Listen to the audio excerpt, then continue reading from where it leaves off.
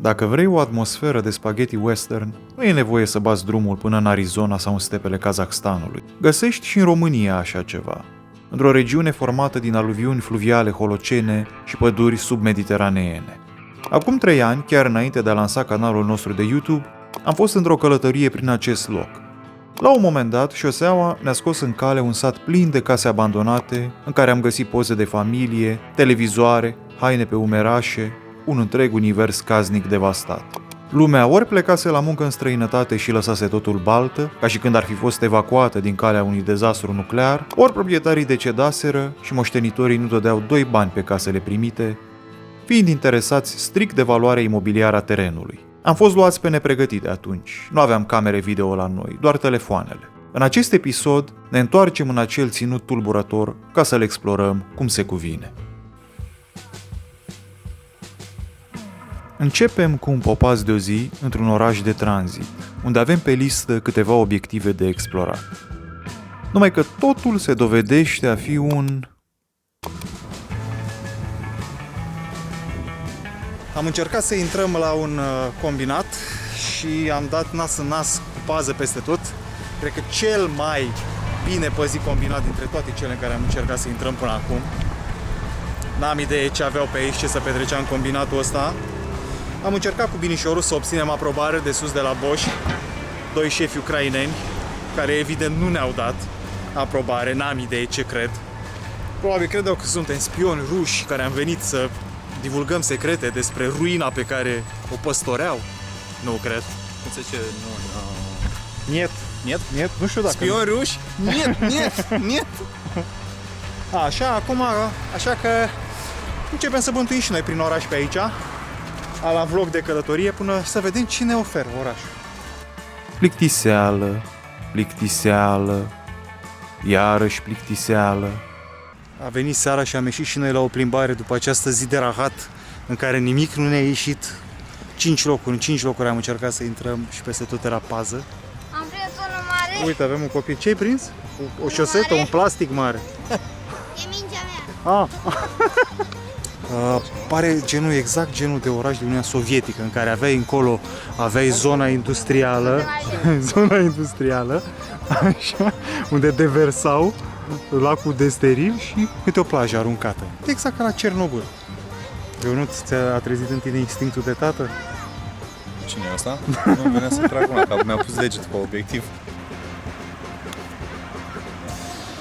De ani de zile, cred că Ți-am din zis anii 90 adineauri. în Brăila n-au mai tăbărât pe mine țânțarii în halul ăsta să-mi colcă ei pe față. Uite, mă! Deci eu dacă trebuia să trăiesc aici sau m-am mutat cu jobul, mă spânzuram, efectiv, nu puteam să stau. Printre șisturi verzi și granituri, mascată de omniprezența nucilor, se ascunde o așezare cu relief domol.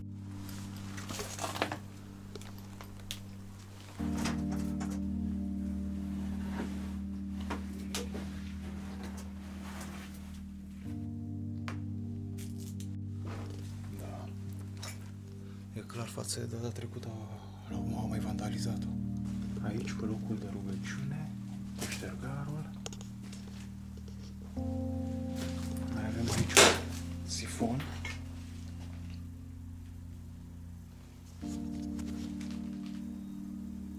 Da, și asta, ștergarul ăsta. Nu e trandafiri fără spini, nici viață fără suspin. Superb.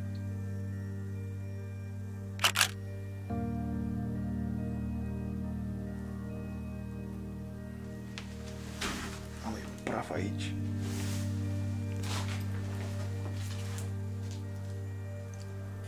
Iar patul este superb, mă arată tăblia.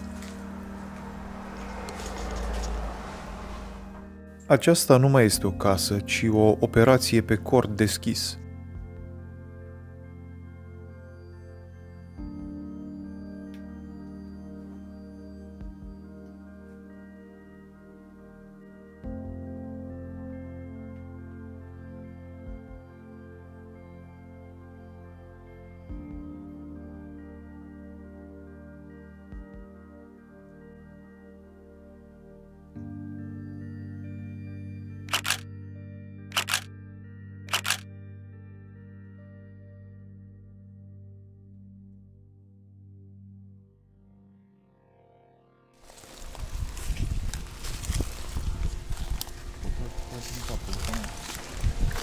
Data trecută, această casă era potopită de obiectele foștilor proprietari.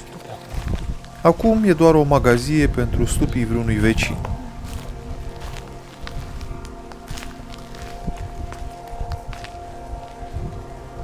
Asta era? Sunt stupe aici.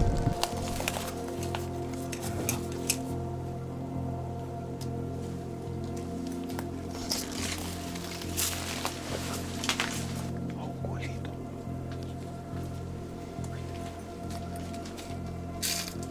Dar nu știu dacă asta era. Ba da, erau paturile pe pereți. Poate mai avem poze acasă, să vedeți cam cum ar... Cred că mai avem poze. Am pus pe Facebook atunci, să vedeți cum arăta înăuntru casa asta.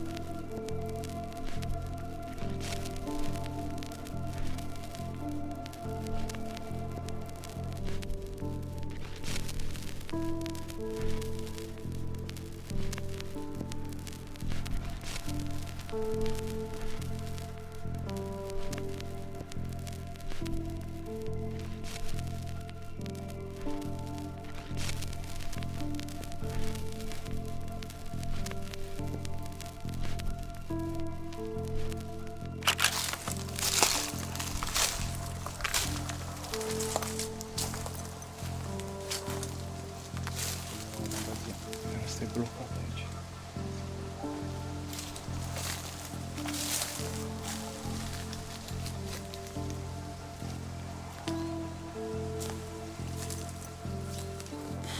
S-a schimbat total situația. Acum 2 ani puteai să umbli liber prin toate. Acum este că vom găsi la toate lacuri. Cred că a fost o mobilizare din asta în tot satul și toate casele abandonate le-au închis ca să nu mai intre. Probabil s-au perindat mai multe. Ok, hai că mai avem atâta. Încă una zăvorâtă. De ce sunt atâtea case abandonate? Cred că sunt unii care au murit, unii care Au plecat. au plecat. Și nu mai au neamuri, nimic, nu se mai ocupă nimeni de terenurile astea, de... Nu știu, abar n-am, nu m-a interesat pe mine așa ceva. Că am văzut că... Dar uite aici iar este o casă părăsită, mai încolo. Încă 2 mai încolo sunt părăsite. Am văzut că și încoace sunt o grămadă. Da, am văzut când ați intrat acolo.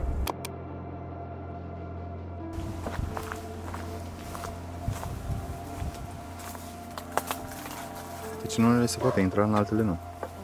Chiar și cu lacăt la o.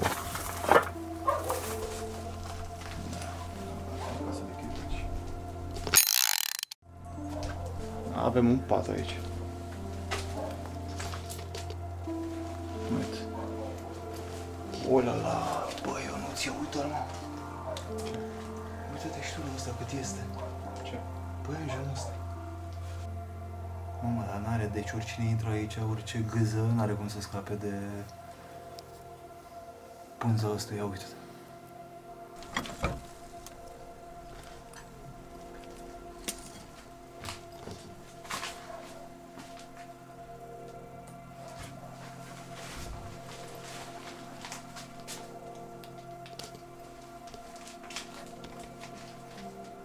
Da, asta e bătrânească, e amărâtă tare. Uite-mă. Cineva? Da, sunt carsă de lângă. Uite, s-au rămas acolo niște cămăși.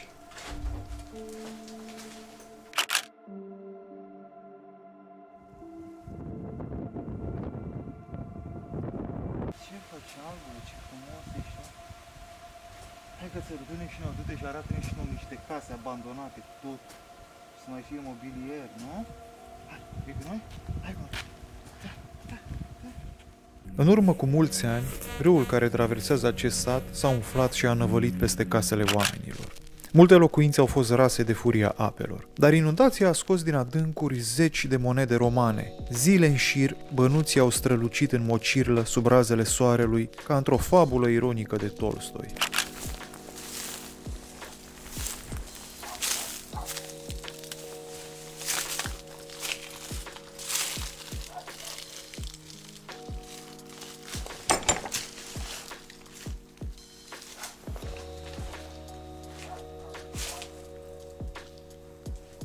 Uite aici ce tablou frumos.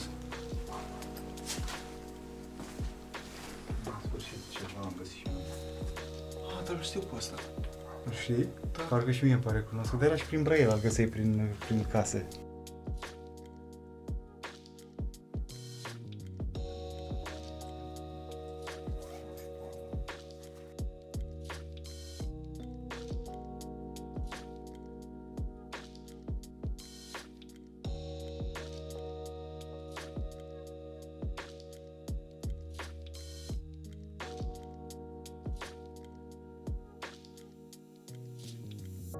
Și când credeam că vom găsi numai case aproape prăbușite, iată că apare o excepție de la regulă.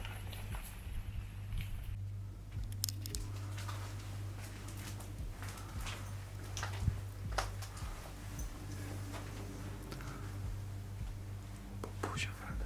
M-a rămas aici, asta era camera copilului. Asta nu cred că a fost.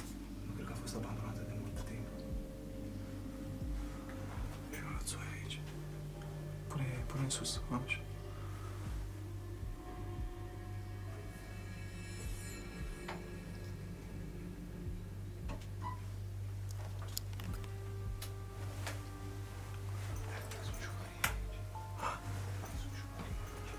Jucării? Da, nu știu dacă a fost abandonată de mult timp. Ia, printre mine. Ia, uite, avem și eu.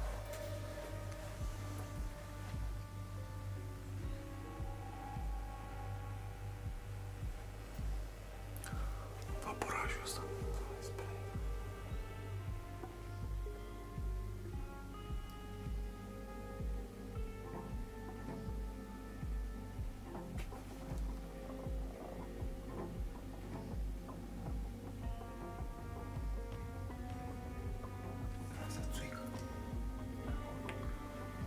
Parcă o lege nescrisă a caselor părăsite îți cere să lași în urmă o fotografie de familie, un soi de ultim SOS împotriva uitării.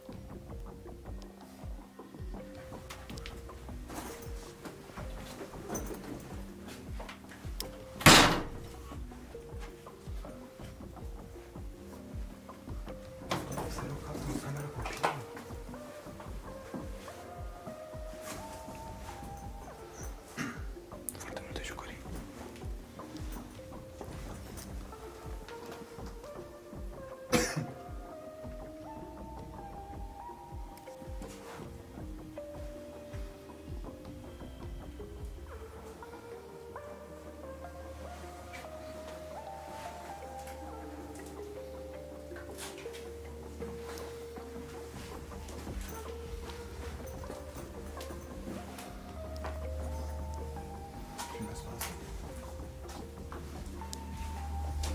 Nu plecați nicăieri, cei mai buni abia acum urmează.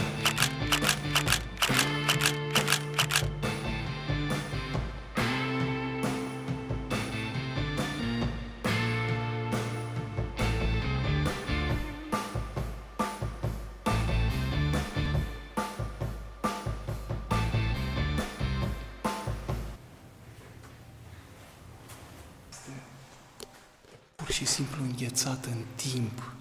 Școala asta, ne doream de atât de multă vreme să ajungem aici. În școala asta magnifică.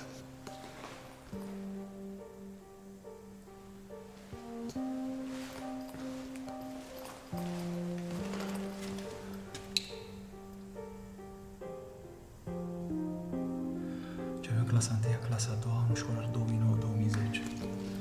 Deci din 2010 cred că a murit școala asta.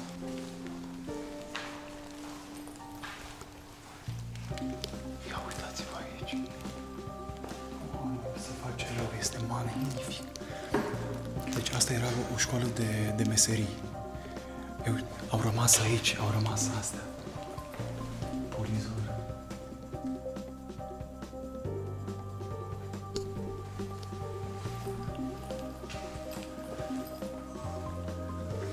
Mașina de găurit.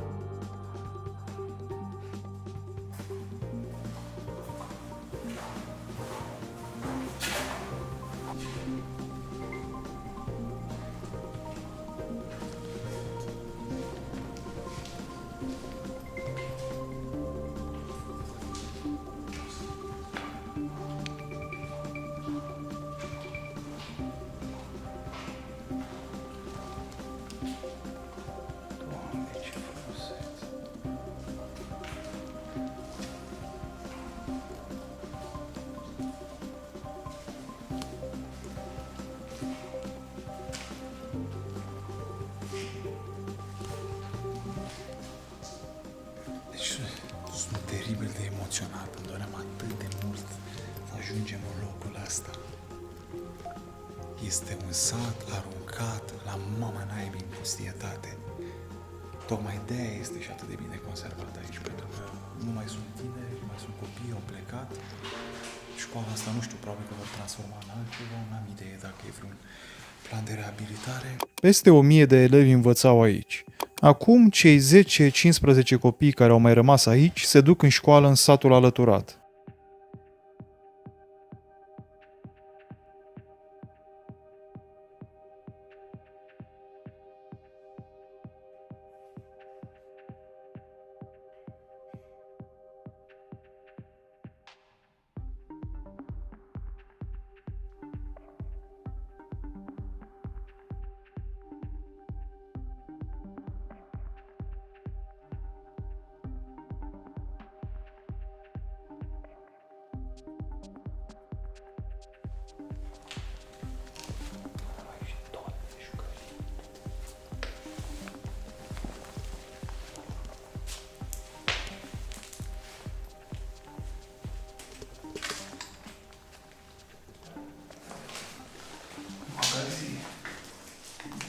O magazie.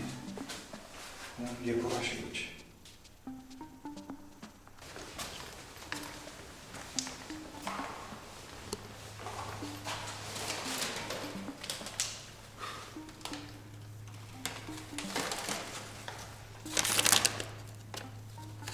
Deci majoritatea sunt putere religioase. Uite ce frumoase sunt.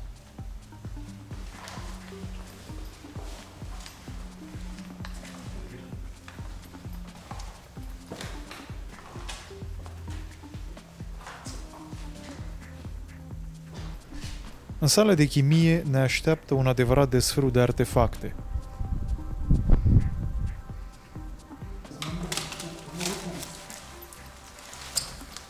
Hai să ștergem asta de praf pe aici.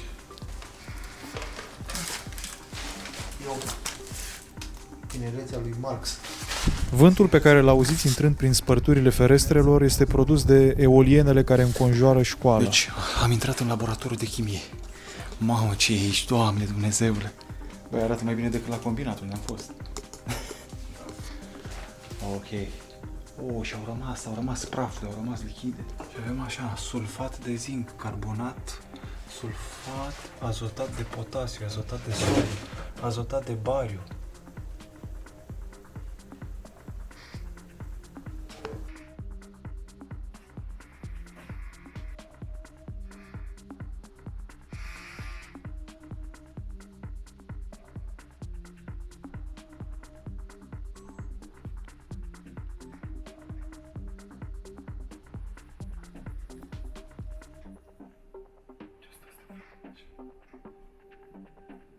Bine, pe Și am dat și peste niște insectare, de mult ne doream și noi să găsim niște insectare. super de insectare. Să dăm la o botă și mai de acolo. Ce stă bine, albine, da.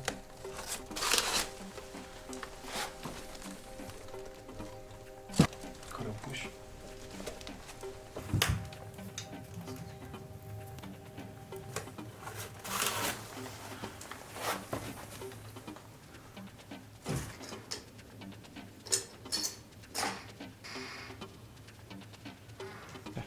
Altceva. Uite, astea erau cu elementele chimice, cred.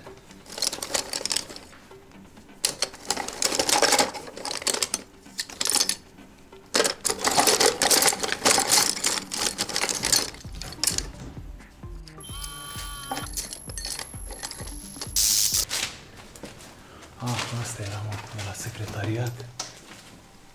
Da. Doamne Dumnezeu. Secretariatul era aici și avea și o bibliotecă drăguță.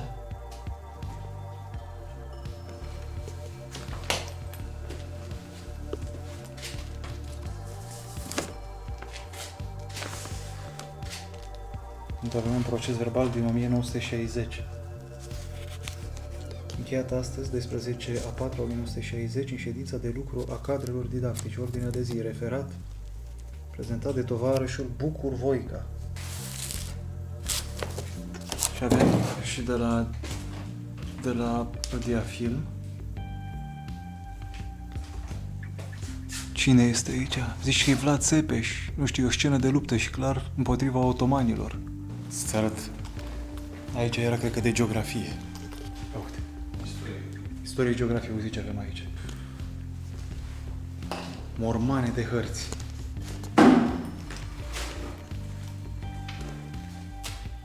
Mormane de hărți aici.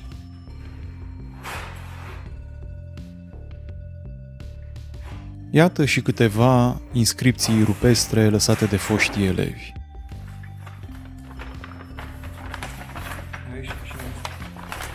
Dimitrie Cantemir.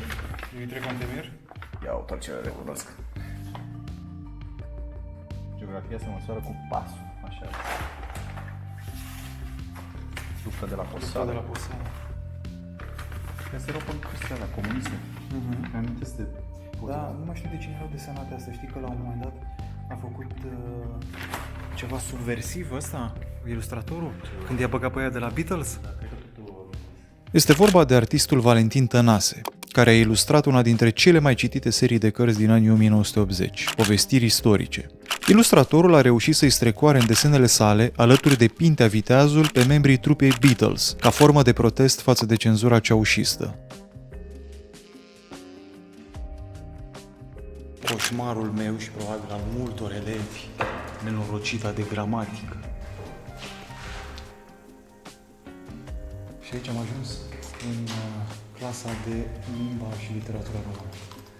Și avem panouri dedicate câte unui scriitor roman. Îl avem pe Creangă. Uite, am rămas scris aici, Hanu Ancuțe. Hanu Ancuțe? Hai că să-l uit. Așa, ăsta care s-a desprins, evident, lui Mihai Eminescu. Super.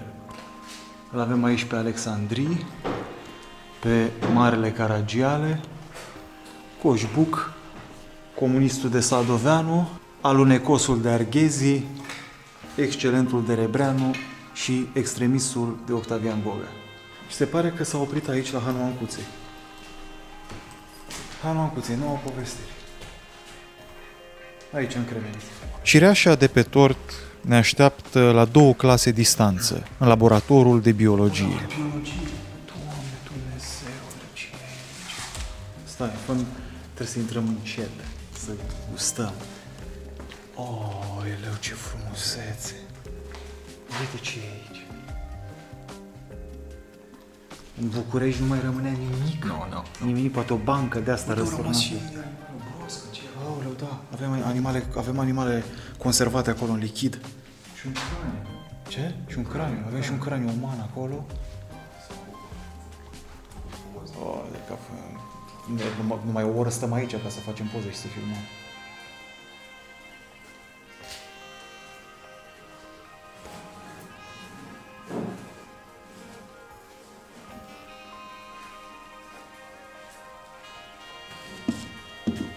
Da, băi, chiar craniu, stai în craniu. Nu o să o dau un Shakespeare. Chiar craniu. Da, mă, zici că e din Alien. Ce este asta? Scorpion? Ce este? Nu.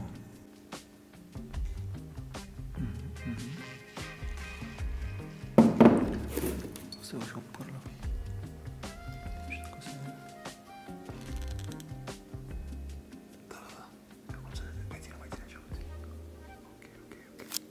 Alea 2 broște.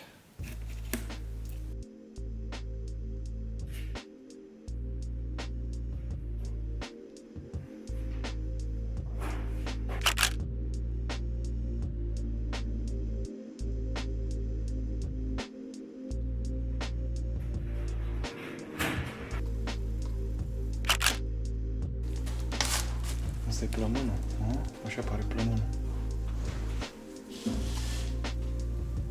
Tot niște insectare. Aici ce avem? Un bloc de desen al lui Zaharia. Un ierbar al lui Zaharia.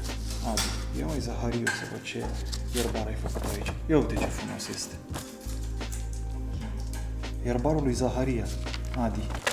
A făcut și el un ierbar. Avem salci. frunză de cireșe, mușețel. Sălcioară. Măi, Zahariadi, dacă din întâmplare ajungi să vezi asta, scrie-ne și nouă, dați-ne un mesaj acolo. Să știm ce s-a ales de tine. Aici avem inimi. Iată o inimă imensă. Inima de pasăre avem aici. Deci o inimă de pasăre.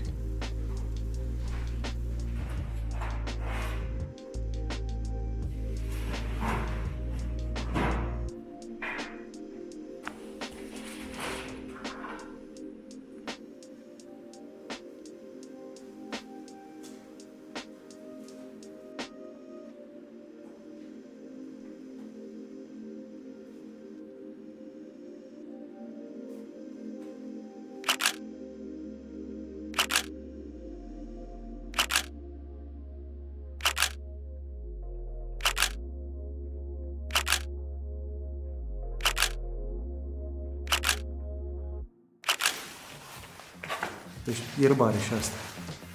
Ierbare.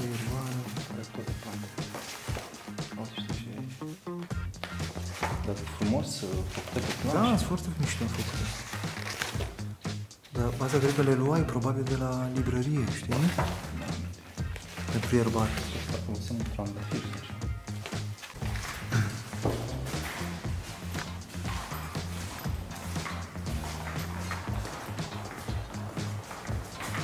Concluzia? Am lăsat cel mai frumos la final, fără să ne dăm seama. Super, da. Lumea a fugit pe capete din acest sătuc amărât, care este locuit acum mai mult de eoliene decât de oameni. Otomanii se desfătau cândva cu resursele din subsolul acestor pământuri. Dar asta e o poveste veche, străveche, aflată nu la mare distanță de una dintre cele mai complicate granițe ale României. Această așezare este în felul ei un capăt al lumii. Asta dacă prin capăt al lumii înțelegem un ținut concesionat în întregime singurătății.